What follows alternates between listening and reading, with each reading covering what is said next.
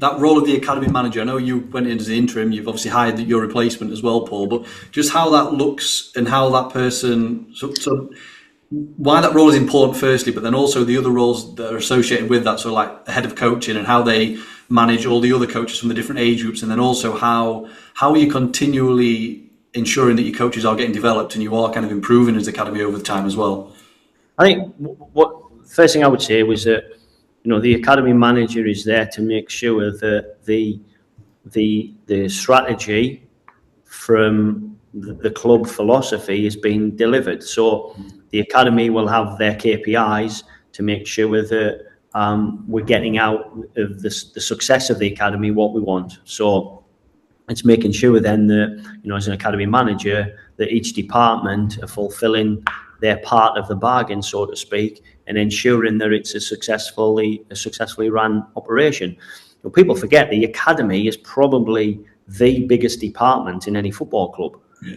I remember a CEO of a well-known motor company coming into our academy, and I explained to him there was 36 full-time staff and 185 players, and he looked absolutely gobsmacked, and an academy manager is, that you were heading up that organisation. That's like you say, is probably the biggest organisation in a football club, and it's a crucial role. And so it's ensuring that we have the outcomes and the processes. And unless your processes are right, you're not going to get the outcomes. So it's ensuring that the processes internally, player development is at the forefront of it, and staff development is at the forefront of it. So, to your point about the head of coaching, how head of coach development is crucial, because your head of coach development, that person's there to ensure that the coach is, again, delivering the coaching philosophy, delivering the playing philosophy in our game model, to get the best out of our players, that we can get more players into the first team. So, those two roles in itself are extremely crucial to the success of any academy. Yeah, definitely.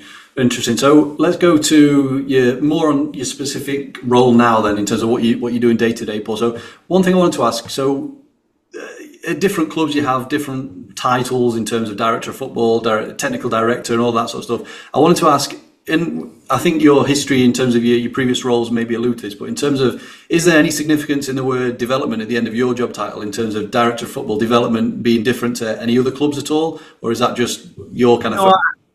I think it's about, from what each club, I think each club and each organisation and each chairman will all have their own idea of what that title looks like, and it's more about, I think, the job description and what clarity is there between you and the chairman and the owner, so that a job title can be, like you say, it could be a sporting director, it could be a technical director, it could be director of football, but essentially it's that agreed job description which is the most important thing.